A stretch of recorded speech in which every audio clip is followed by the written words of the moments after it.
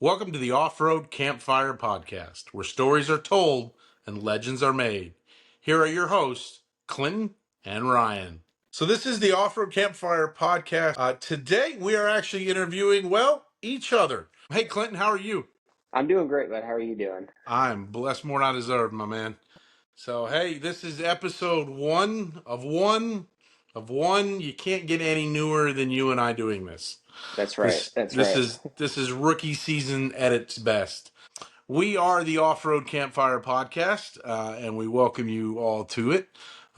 This is something Clinton and I decided that we should do with our years of experience in the four-wheel drive world. We love the sport, and we like to share it with everybody we can. And so We're we super want excited. to. It Super is. excited. I'm thrilled. I'm nervous. We'll see how much we screw up today, Yeah, and see bear how with well this us. actually goes. So. Yeah. Well, welcome to the Off-Road Campfire Podcast, the ultimate gathering spot for off-road Jeep enthusiasts. This podcast is designed for off-roaders and by off-roaders, bringing our community together to share our experiences, swap stories, and dive deep into the sport we love. Just like any campfire, we aim to entertain with our humor, banter, and engaging discussions. Here you can unplug from the hectic world around us. Come find inspiration for your off-road build, learn more about your DIY project, grow your four-wheeling skills, discover new trails, and share an everyday life. Join us around the campfire where stories are told and legends are made. The reason we wanted to do this was I really came to the point where I love to interview people. I love to learn about folks and dive deeper into um, leadership, their life stories, and so forth, and business, and of course, I love off roading. Been doing it for years, and I wanted to really tie that in, and that's really what we're looking at this podcast. Yeah. Yeah. We want it to be an interview based podcast. Um, we're gonna connect with some of the top leaders in the industry, top companies, guys with the builds that are going crazy on the social media platforms, the big sponsorships, and just the guys that have just gone out of their mind with their builds. We've seen a lot.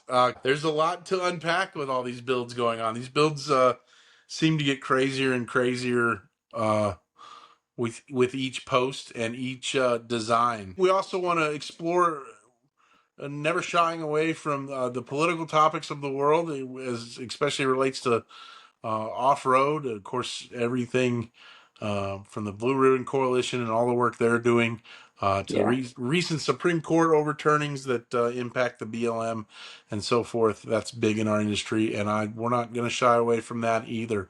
We also love racing and events, everything from King of the Hammers to Baja Yeah. to just your Absolutely. everyday East Coast beach events to the KOH itself. I Yeah. think we want to explore all that I think and it's not just shy away from any of it. it's all passion, you know? I mean, I think that's the biggest thing that we all have It in common. really is.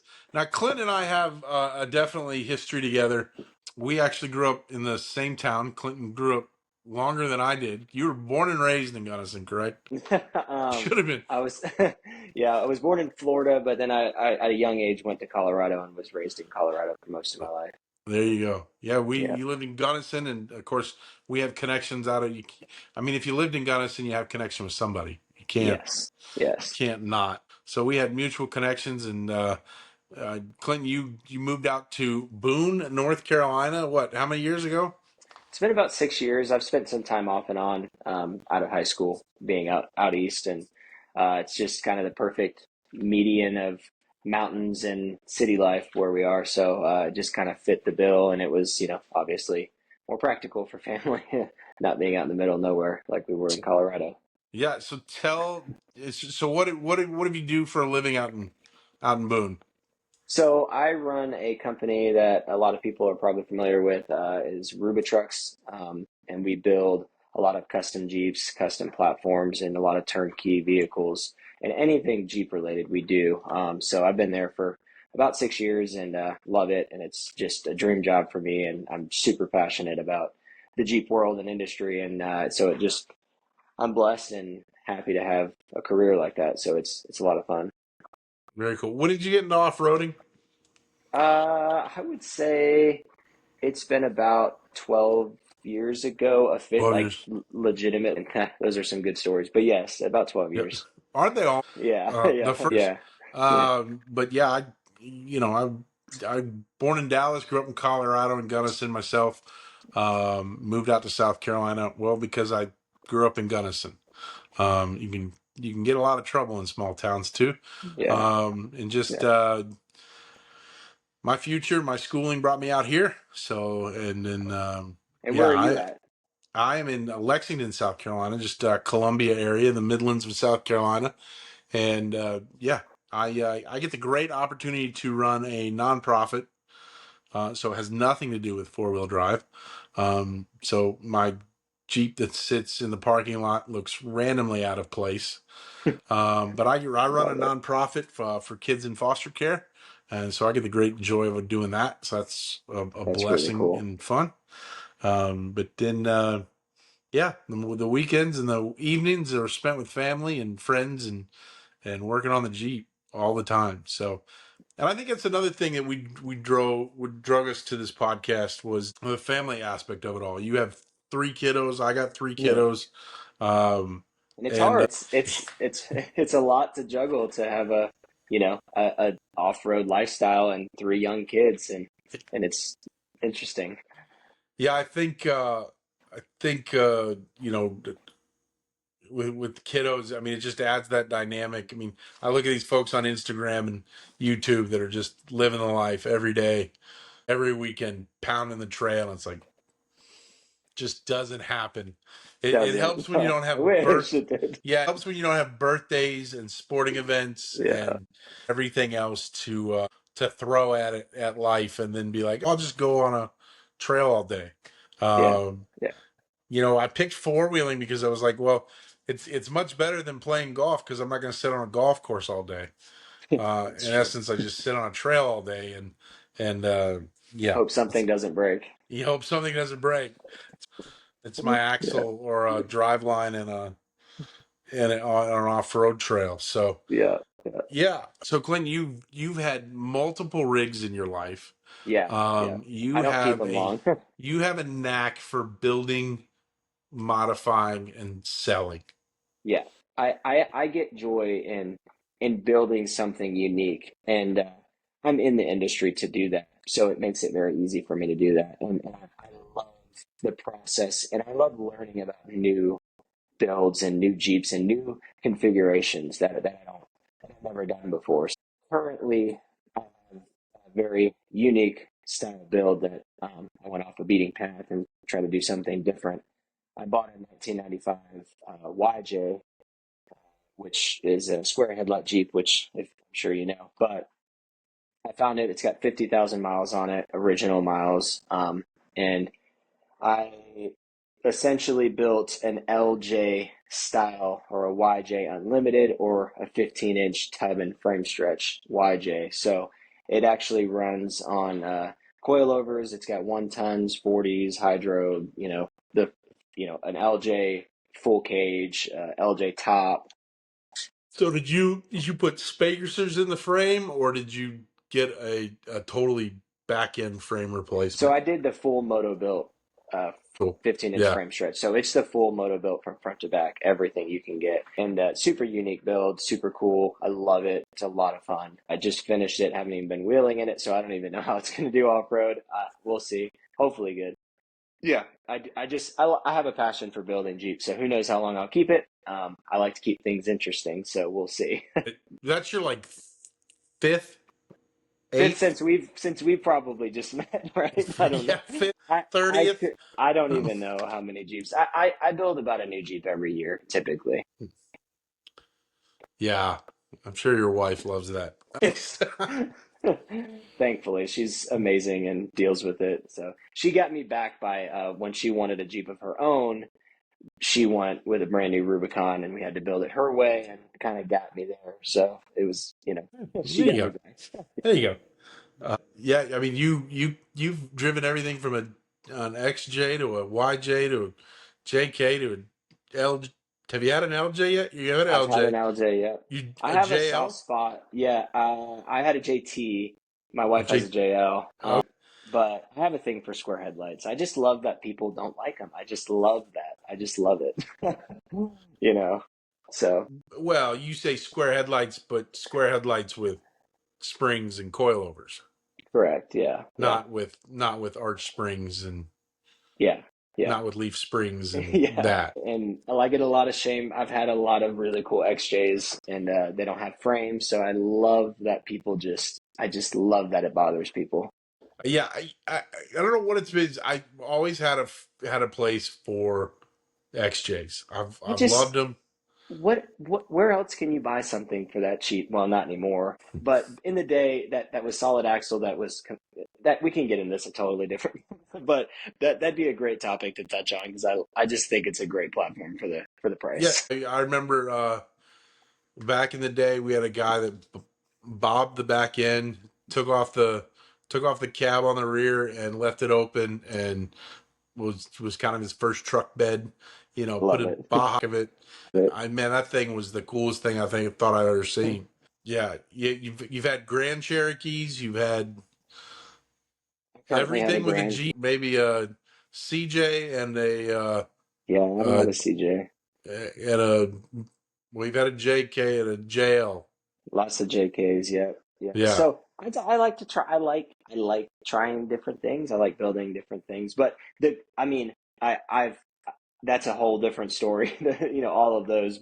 I mean, I think your story with your TJ that you used to have is so cool because you just don't hear as many stories Yeah. about your TJ as yours, and I think that you should tell them about it because it's so cool. Well, the TJ is great. I'm honestly, so I bought a TJ in '97 out of high school, and I Wasn't kept it? It it. was new, right? It was brand new, and I kept it until last year. Last year Yeah. I sold it. It had 80 something thousand miles on it. So Original motor, so original awesome. model, 44 in the rear, 456. Heck, we put the 40. I found the 44, the 456 gears in the lockers at an off-road shop we walked into, because the first few years of the Rubicon, it had the 44 in the rear, still had the 30 in the front. Um, but the guy was swapping it out for 60s front and rear. And walked in the shop, the guy's like, $2,000 at that point in time. There's 44 rear gears and lockers. Take it. Yeah. Deal. No Deal done. problem. Yeah, done.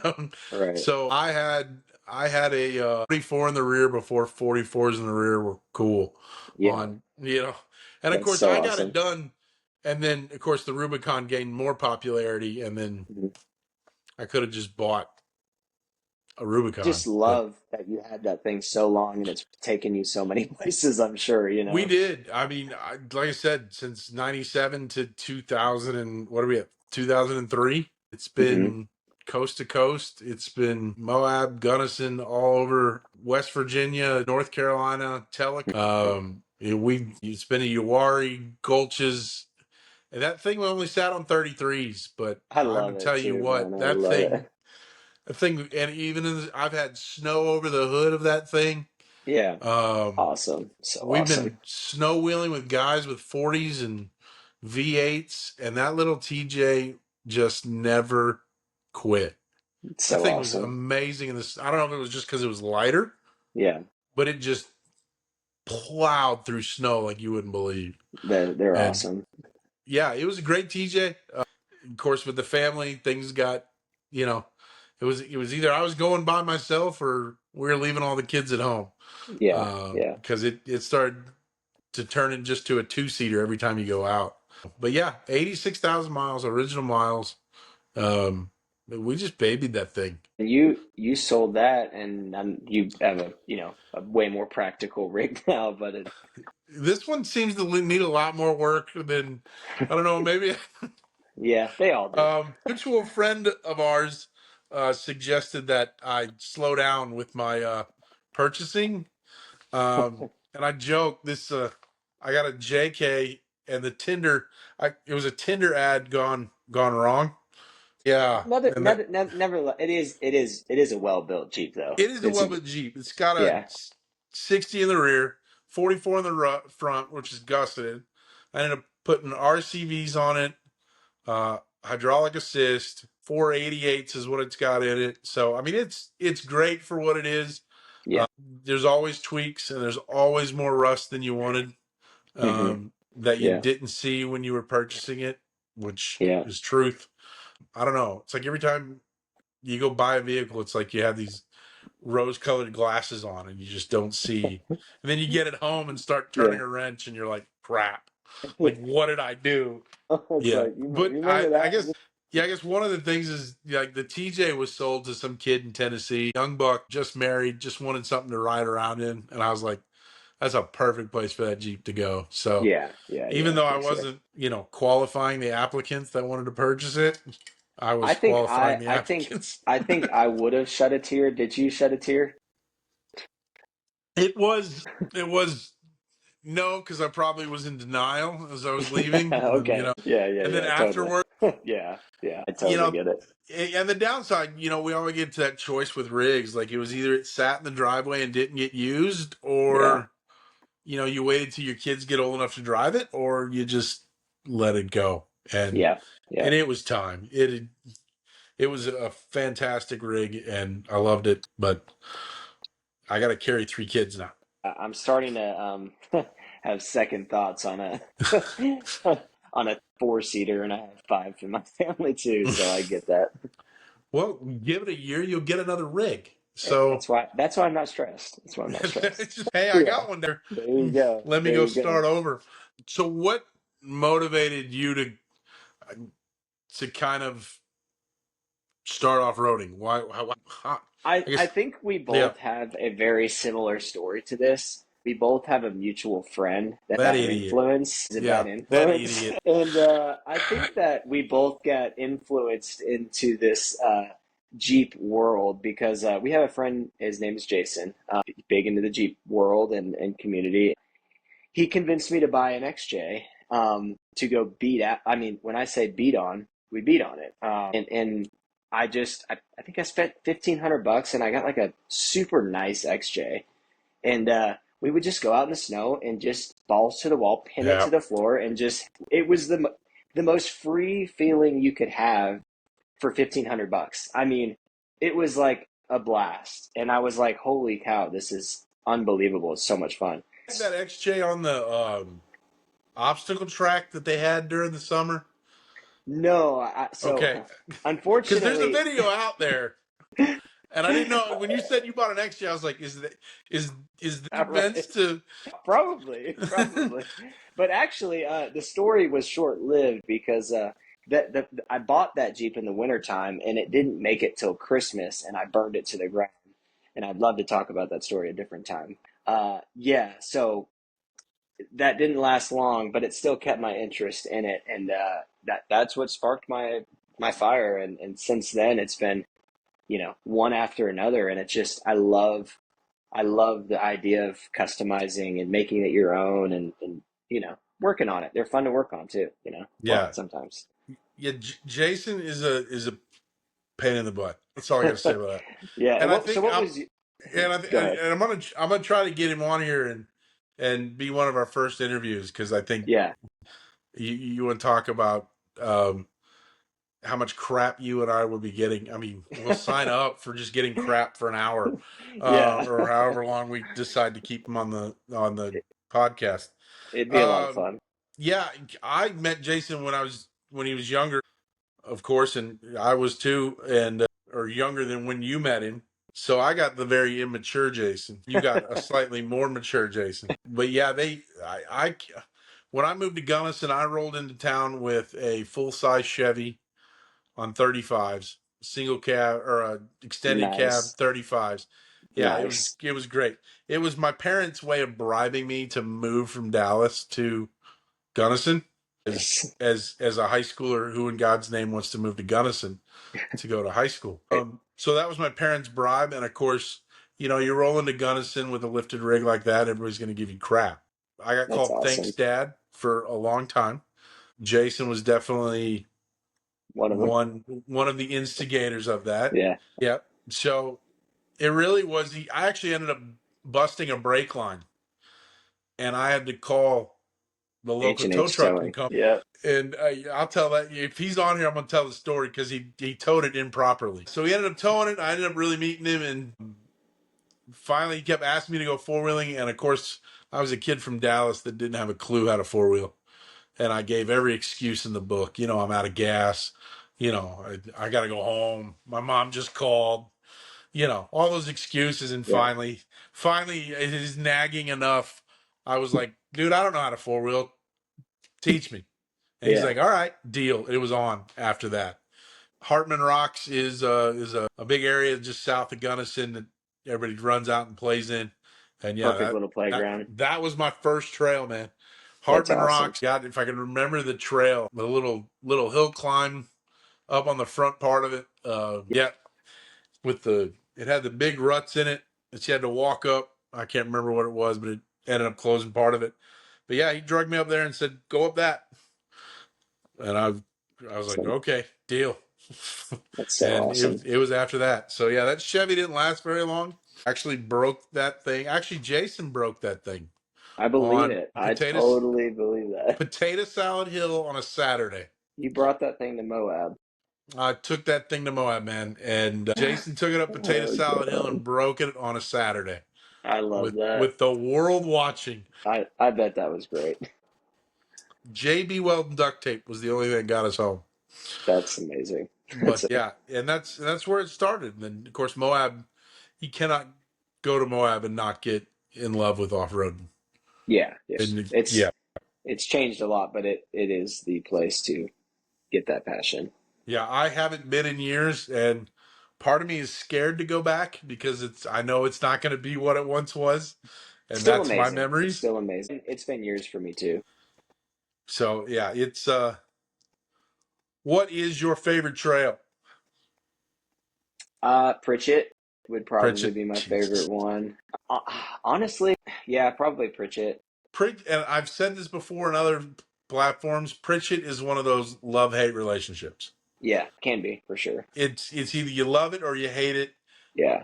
because you've either spent how whatever the 4 hours it takes to really go through it, Hmm. you've gone through it and walked through it cleanly, and you've enjoyed your day, you've had a great dinner, or you get to the top and it's midnight and you're still just clawing your way Yeah. through it with like 5 broken rigs, and then Yes. you still got this like 20-mile drive on a crappy dirt road out Yeah. of town, and you're just done, and Yeah.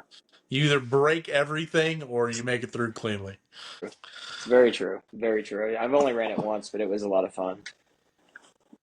I've probably done it three times, and I think there's only one time we walked through it. Really.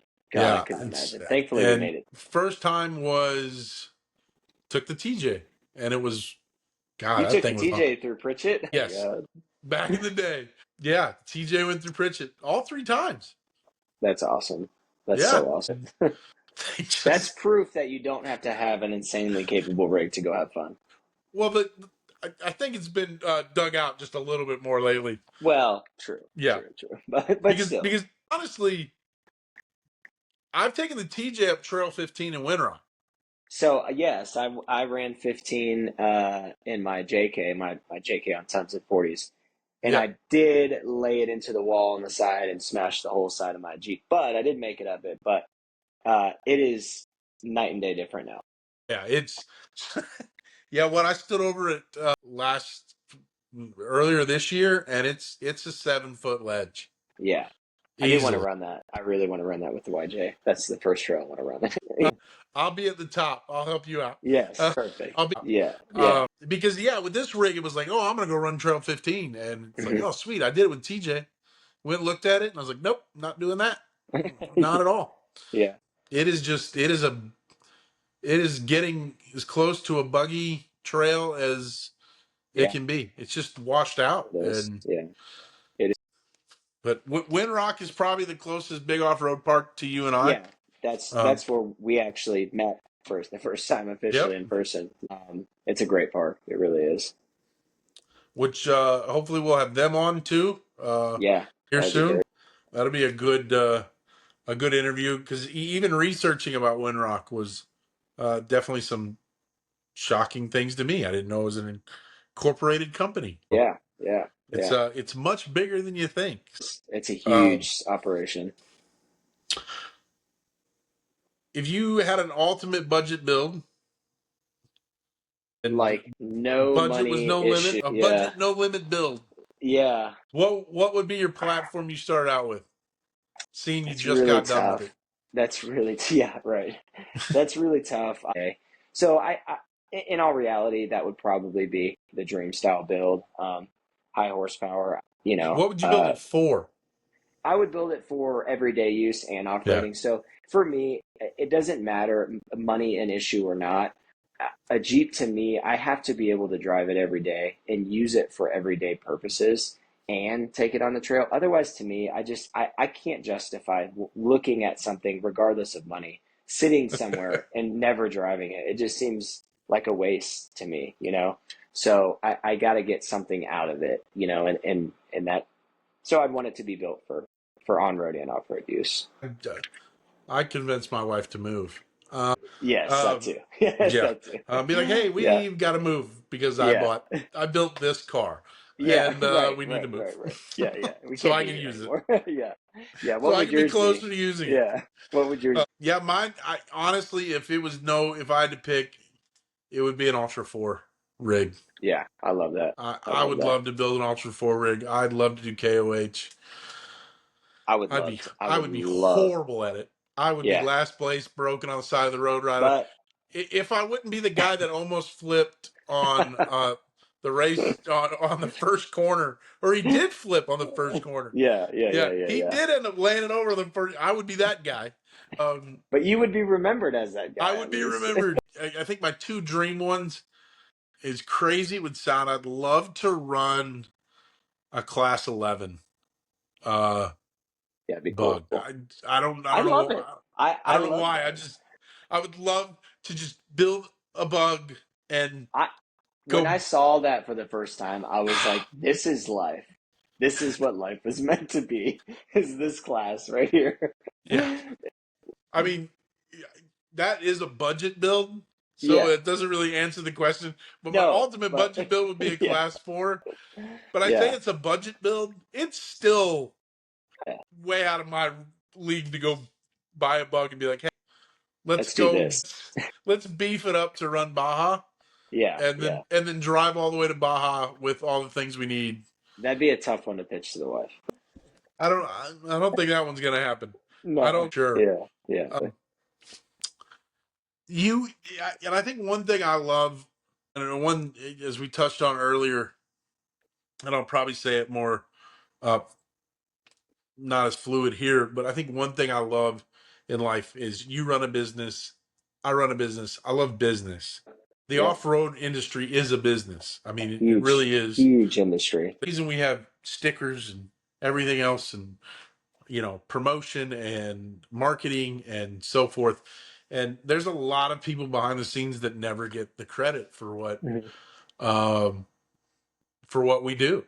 Guys that Yeah. sit at CAD tables and draw out It's a lot. Yeah. products that get just slapped on a rig, and you're like, well, that's a game changer. Yeah. Well, Yeah. John doesn't get any credit for sitting there for, Yeah. 6 months and drawing that out. Um, it's a business, and the people we impact. I think my business philosophy is I want people to be successful, and I Yeah. want to Absolutely. I want to help people grow and be successful in whatever they want to Hmm. do.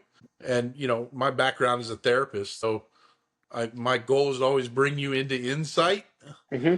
and to help you motivate you in your own way to go accomplish your goals. And you know, I think one of the things I really want to touch on this podcast as well is that kind of aspect, because when we get Yeah. folks from Windrock or certain companies or even people that own different companies and did huge builds, Mhm. I know I've learned when I listen to leadership stuff and all that, I've learned from people from industries that I would never imagine I would have connected with, and it's been some of the best advice I've ever gotten. So I Yeah. guess as a business person in your realm, what is your business philosophy? What is your leadership motto? The biggest thing for our company is obviously we build custom vehicles for people, but the biggest thing now that you don't see a lot of anymore is relationships and customer Yeah, service and building rapport with people and keeping that rapport. So that's like something we pride ourselves in, is not only that, using the highest grade quality parts that you can put on vehicles and promoting a quality product. But I mean, the biggest thing is, I want someone to buy something with confidence and know that in a year they could reach out to me and they have that support system that they need with a custom style vehicle, because that's a big part of it. A lot of people, the industry is a customizable industry. That's what we're in. And a lot of people don't have the knowledge that we have. So having that support to lean on, that's a huge thing in a business, and being there for those people and helping them long term, and having relationships. yeah, I think you're right. In a leadership role where you manage people and lead people, I see a lot of industries and a lot of people leave jobs because there is no connection. Hmm. There's no Of buy-in course. from leadership or that person because there's nothing to buy into. And having that customer service and that connection of just picking up the phone and being able to, hey, make a phone call. I mean, I've guys, of course, that have nothing to do with my industry, nothing to do with off-roading, that when I have a problem, I can pick up the phone call and there they are. Yeah. Yeah. Whether And they that's be, huge. yeah, whether they be lawyers or doctors Yeah. or anybody in a specific trade, it's, hey, because they care about that connection and they care about building it. I think that's Exactly. Yeah. I agree vitally important. completely. Community, in all aspects. Yeah, and you look at folks like the CEO of Metal Cloak. I've listened to him before talk, and Yeah. Mhm. it. You would think, oh, he's just an off-road guy. Okay, great, but you listen to his leadership stuff, and it's incredible, Yeah. and learning from him is great. And yeah, I think your business philosophy plays out in what we do every day, because I think it Mhm. also buys into how we build, how we drive, how we interact, how we take care of the land around us, how we take care of Right. our rigs, and so Yeah. forth. Um, so yeah, That's I think the absolutely right. business aspect is uh, vitally important. And on that realm, best advice you've ever received. This seems crazy, but patience and slowing down and not rushing. I think Right. that the excitement of these things, regardless of if you're new to this community or whatever, the excitement's always there. But having the patience and really researching things and doing things buy once, cry once, So, I mean, it's hard when you get hazed by the excitement, and you don't really, you might say, you buy something, you build something, and then you're like, dang, shouldn't have done that. I just wasted a lot of money. So I think the best advice as far as this industry, I would say, you know, patience. Nothing happens quickly with a build. Nothing happens overnight. And as far as business goes, the best advice that I've ever got is treating others the way you'd want to be treated. That sounds so stupid. If you're spending $100,000 on a Jeep, I want to treat you the way I would want to feel if I was spending $100,000 on a Jeep. So, that's like where I really stand very firm with is I want someone to be taken care of the way I would want to be taken care of if I spent that kind of money. That's entirely true. I think for me, it's my dad always said it, and it's just been one of those things that anytime anybody asks me that question, it's the first thing that comes to mind, and it's winners do the things that losers don't like to do. Yeah, And I absolutely. and I think that's just speaks to the everyday grind and to what Hmm. you said about patience. Nothing happens quick. Fortunately, a lot of folks in this world want to see instant gratification. I'm pretty sure we're not getting any gratification out of this video. I'm pretty sure we might not get much out of the next one. Hey, you know Um, what? We're doing but this we'll for see what for passion. happens. For passion, man. More passion. It's the grind, it's the Yeah, consistency, it's showing up it every is. day. Yeah, you got to show up, and that's what winners end up doing. They show up every Mhm. day, no matter the circumstance, no matter the environment around them. And right now, it's going to be like we may have one listener. It may be my mom, but Same. sweet. Yeah, We've doubled our listeners from last week. right. What's your go-to? Beer, whiskey, tequila? I Do am you have a one? I am Water? a I'm like a two and done type guy. Beer. I have two beers and I'm good, and then I sleep like a baby. So Well, I you also weigh 90 pounds. right. Yeah. Um, I don't do a lot of drinking, but I do like whiskey. But beer is my go-to. yeah. I've been a bourbon guy. I am I can get not a down with it. connoisseur. I am not a connoisseur. All right. I've Well, you're probably tried more. I've tried to learn the world of bourbon, Mhm. and it's like talking It's like talking algebra Jeep and to a geometry. Toyota Yeah. person.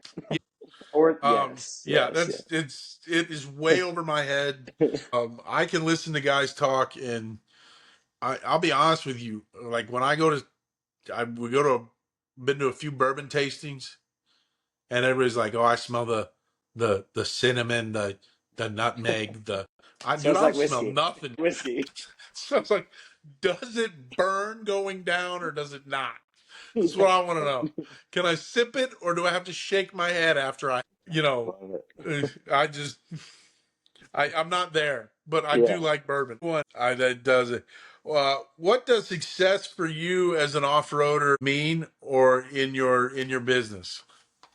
Me personally, success in this industry would just be keeping that passion and really having the passion to enjoy the sport and enjoy the industry and be excited about, anything off-road related. And I truly am, I'm passionate about everything in that industry. And I would to me because you lose that passion, that fire, then obviously you're not into the hobby as much as you'd want to be. Right. And as far as business, I think I, enjoying what you do. Right. I mean, if you can enjoy what you do, and every job's going to have its pros and cons. I'm not going to say mine doesn't, but enjoying what you do and enjoying life and slowing life down is a success for me. It's living in the moment, but that would be the biggest thing for me. Yeah. In the business realm, for me, success is watching as long as other people are succeeding, I'm Yeah, succeeding. If yeah, you're failing as a leader, then I'm failing. yeah, Because yeah, obviously we're not making it, or it's not the right fit, or I've not made the correct decision or assessment in what we're doing. For me as an off-roader, I've enjoyed the great thing about this JK over the TJ is I never had to work on the TJ. yeah. It was Wow. Now I got a standing toolbox and everything. I got a torch, I Yeah, got yeah, yeah, hammers. yeah, yeah. I think the joy for me is that success as an off-roader is I'm constantly learning. If I ever feel Yeah, like I'm yeah. not learning, then I need to go home. You've I said that too, because that's Yeah, very that keeps your passion. I mean, yeah, it does. that it keeps it there, and that's a big thing. It's a big And thing. I think one of my biggest fears with this JK is I had to get over failing. Hmm. Like I may not know how to fix this thing all the Yeah, time, but and one of my goals with the JK is I'm not taking it to a shop. I have yeah, enough people yeah. around me that know what they're doing Hmm. that are okay with me, like you, Yeah. pestering them. And how in But God's name do I? does that count as taking it to a shop or No, physically? no, no, Okay, no, no, okay, no, no. okay, Did you grab a okay. wrench? No, you're Um, right. You're right. Advice and implementation are two different things. So yeah, I think for me, one of the greatest things is just learning how to work on it and not being Hmm. afraid of just stepping in and doing it. Totally, Because totally because agree. the funny thing is, I started doing this with the TJ in the last few years. I got it. I just lay underneath it and look at it and be like, this is not that complicated. That's why I love it. I love it. It's this connects to that, that connects to this, and these spin that, and Yeah. like it truly is not that complicated. This Sure, goes there's bang, this goes boom, so it is one of those things that people don't ever want to get into the sport Yeah. because it's like if I break something, I just have somebody fix it because I don't know You the should get into the specs and sport the expecting that yeah, it's that's going the to happen. sport. That's the industry. Yes, And I yes. think back when I first started in the late '90s, early 2000s, the internet, YouTube wasn't a thing. So I Winging mean, it. I didn't know how to. I couldn't just YouTube how to disassemble the lower end of a 3.8. You know, Yeah.